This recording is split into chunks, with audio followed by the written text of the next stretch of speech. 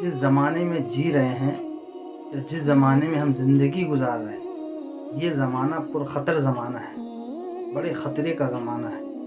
और फितनों से भरा हुआ ज़माना है। जैसे कि मौजूदा वक्त के अंदर इस वक्त एक माहौल चल रहा है सारी दुनिया के अंदर कुफ्र का, बिदअत का, शिर्क का, खुराफात का, और इसकी दावत डंके की चोट पर दी जा रही है। कुफ्र की तरफ लोगों को लाने के लिए, शिर्क में इंसानों को मुब्तला करने के लिए एक माहौल, एक फ़िज़ा तैयार की जा रही है और एक ऐसी फ़िज़ा तैयार हो गई है और इसमें मुसलमान भी अपने आप को लगा रहा है। मुसलमान भी अपने आप को लगा रहा है और मुसलमान को इस बात का एहसास भी नहीं है कि मैं सही कर रहा हूँ या गलत कर रहा हूँ। उसकी सबसे बुनियादी वजह यह है कि हिंदुस्तान का मुसलमान वो ये सोचता है कि अगर हम गैरों के मज़ाहिब में, गैरों के त्यौहार में, गैरों के साथ उठने बैठने में, गैरों के दीन में अगर हम उनके शरीक नहीं होंगे और हम उनके साथ नहीं चलेंगे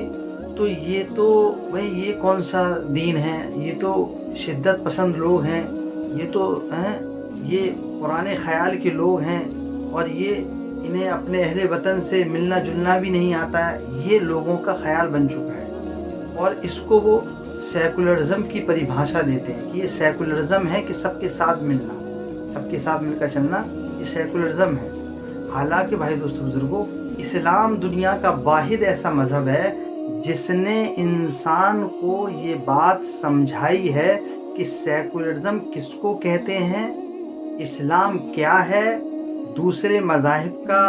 और इस्लाम का क्या तवाज़ुन है और क्या आपस में एक दूसरे का टकराव है। ये सारी बात इस्लाम में वाज़े हैं। सबसे पहली बात, इस्लाम के अंदर हमारे नबी सल्लल्लाहु अलैहि वसल्लम ने किसी भी मज़हब को बुरा भला कहने से मना फरमाया। किसी के दीन को, किसी के खुदाओं को लान तान करने से हमारे नबी ने मना फरमाया। ये हमारे नबी का इससे बड़ा कोई सेकुलरिज़म नहीं हो सकता। ये सेकुलरिज़म की तालीम जो हमारे नबी ने हमें दी है, ये दुनिया के लोग आज जो सेकुलरिज़म का पाठ पढ़ा रहे हैं, ये सेकुलरिज़म का पाठ नहीं है। ये धोखा है इंसानों का, क्योंकि इल्म ना होने की वजह से, सही इल्म हम तक ना पहुंचने की वजह से हमें धोखा लग गया है कि हम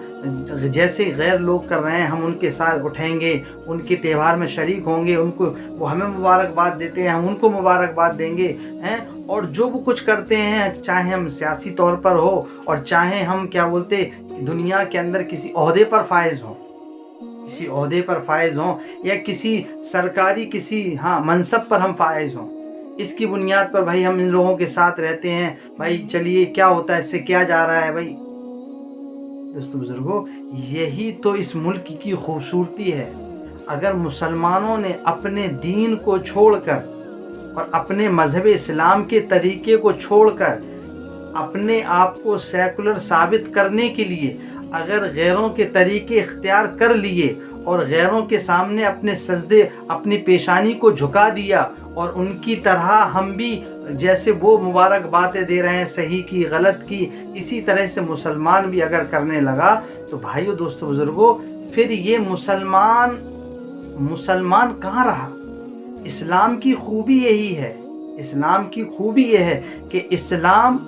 दूसरे के दीन को, दूसरे के मज़हब को, दूसरे उनके खुदाओं को, सबको रिस्पेक्ट देने का हुक्म देता है कि हम सबके इज़्ज़त करें, कि अपने पड़ोसी का इकराम करें। सारी चीज़ें इस्लाम में दी गई। लेकिन जब बात तौहीद की आती है, जब बात रिसालत की आती है, जब बात आखिरत की आती है, जब तकदीर पर ईमान की बात आती है, तो मुसलमान का साफ साफ खुले तौर पर ये उसकी आवाज़ है, ये उसका ऐलान है कि लकुम दीनुकुम वलिय दीन, तुम्हारे लिए तुम्हारा दीन तुम्हें मुबारक। तुम्हें जिसके सामने सर झुकाना हो मुझे कोई एतराज़ नहीं,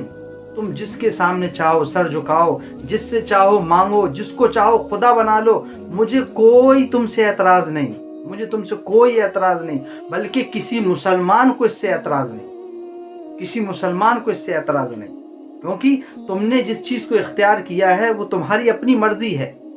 लेकिन हमारे लिए क्या हुक्म है कि हम अपने दीन पर चलेंगे,